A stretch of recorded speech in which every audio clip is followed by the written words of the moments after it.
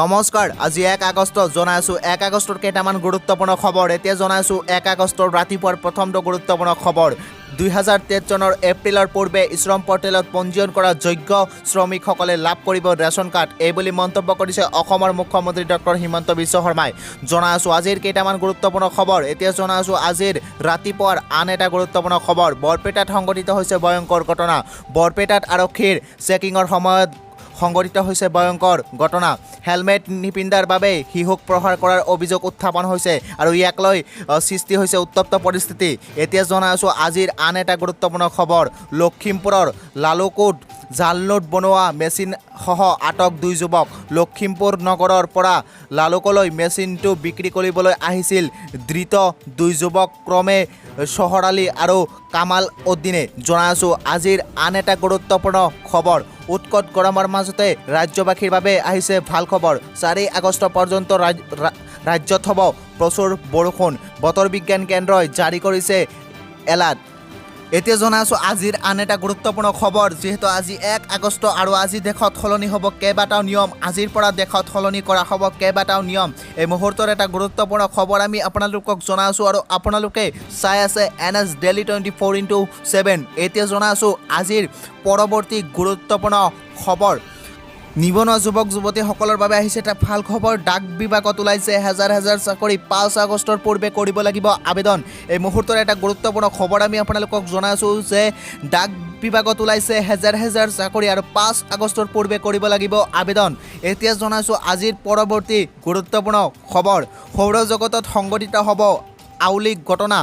400 বছৰৰ পিছত মিলন হ'ব 2 গ্ৰহৰ 14 আগষ্টত একেলগ হ'ব বৃহস্পতি আৰু শনি গ্ৰহ এই মুহূৰ্তৰ এটা গুৰুত্বপূৰ্ণ খবৰ আমি জনাইছো যে সৌৰ জগতত সংঘটিত হ'ব আউলিক ঘটনা এই মুহূৰ্তৰ এটা গুৰুত্বপূৰ্ণ খবৰ আমি আপোনালোকক জনাইছো আৰু আপোনালোকে চাই আছে NS Daily 24/7 এতিয়া জনাইছো আজিৰ আন এটা গুৰুত্বপূৰ্ণ খবৰ অৰুণোদয় 3.0 বাবে সাজু হৈছে ৰাজ্য চৰকাৰ অৰুণোদয় আঁচনিক লৈ কেইবাটাও ডাঙৰ ঘোষণা মন্ত্ৰী হিমন্ত বিশ্ব শৰ্মাৰ এই মুহূৰ্তৰ এটা গুৰুত্বপূৰ্ণ খবৰ আমি জনাইছো যে অতি সোনকালে আৰম্ভ হ'ব অৰুণোদয় 3.0 আৰু যাৰ বাবে সাজু হৈছে ৰাজ্য চৰকাৰ এতিয়া জনাইছো আজিৰ আন এটা গুৰুত্বপূৰ্ণ খবৰ যেহেতু কাইলৈ পেৰিছত অনুষ্ঠিত হৈছিল অলিম্পিক আৰু য'ত অংশগ্ৰহণ কৰিছিল অসম কন্যা লাভলীনা বৰগোহাঁয়ে আৰু পেৰিছৰ পৰা আহিছে এটা ভাল খবৰ যে অসম কন্যা লাভলীনা বৰগোহাঁয়ে জয়লাভ কৰিছে আৰু অসমলৈ গৌৰৱ কঢ়িয়াই আনিছে এতিয়া জনাইছো আজিৰ আন এটা গুৰুত্বপূৰ্ণ খবৰ আৰু আপোনালোকে চাই আছে NS Daily 24/7 মুখ্যমন্ত্ৰীৰ আত্মনিৰ্ভৰশীল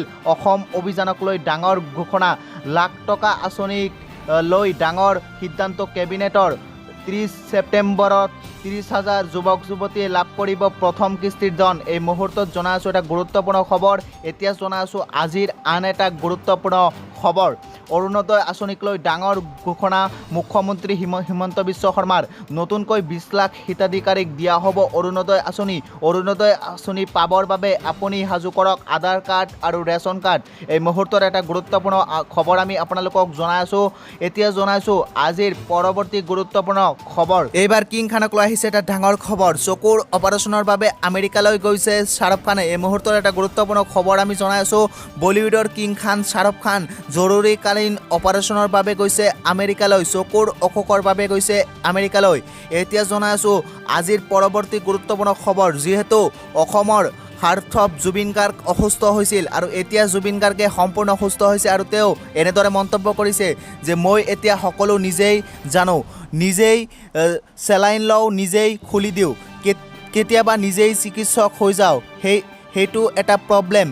সুস্থ হৈ সংবাদ মাধ্যমত এই বুলি মন্তব্য কৰিছে জুবিন গাৰ্গে জনাইছো আজিৰ আন এটা গুৰুত্বপূৰ্ণ খবৰ অৰুণোদয় আঁচনি নিযুত মইনা ৰেচন কাৰ্ড তৃতীয় আৰু চতুৰ্থ বৰ্গৰ নিযুক্তি পৰীক্ষাক লৈ মুখ্যমন্ত্ৰীৰ 47টা বৃহৎ ঘোষণা 30 ছেপ্টেম্বৰত মুখ্যমন্ত্ৰীৰ আত্মনিৰ্ভৰ আঁচনিৰ প্ৰথম কিস্তিৰ ধন লাভ কৰিব আবেদনকাৰীয়ে এতিয়া জনাইছো আজিৰ আন এটা গুৰুত্বপূৰ্ণ খবৰ কংগ্ৰেছে ৰাজ্যত আৰম্ভ কৰিছে চান্দা সংস্কৃতি পেড আৰু মানি ৰিচিভ ব্যৱহাৰ কৰি সংগ্ৰহ কৰিছে চান্দা। কংগ্ৰেছৰ চান্দা সংগ্ৰহৰ সংস্কাৰক লৈ মন্ত্ৰী পীযুষ হাজৰিকাই কৰিছে মন্তব্য। গুৰুত্বপূৰ্ণ মন্তব্য আগবঢ়াইছে পীযুষ হাজৰিকাই। এতিয়া জনাই আছোঁ আজিৰ আন এটা গুৰুত্বপূৰ্ণ খবৰ। 2025-ৰ ভিতৰত সম্পূৰ্ণ হ'ব গুৱাহাটী উত্তৰ গুৱাহাটী সংযোগী দলং। কেবিনেট বৈঠকৰ অন্তত মুখ্যমন্ত্ৰীৰ মন্তব্য। এই মুহূৰ্তৰ এটা গুৰুত্বপূৰ্ণ খবৰ আমি জনাই আছোঁ যে গুৱাহাটীত যি দলং হোৱাৰ কথা সেই দলং সম্পূৰ্ণ হ'ব 2025 চনৰ ভিতৰত, এই বুলি মন্তব্য কৰিছে অসমৰ মুখ্যমন্ত্ৰীয়ে।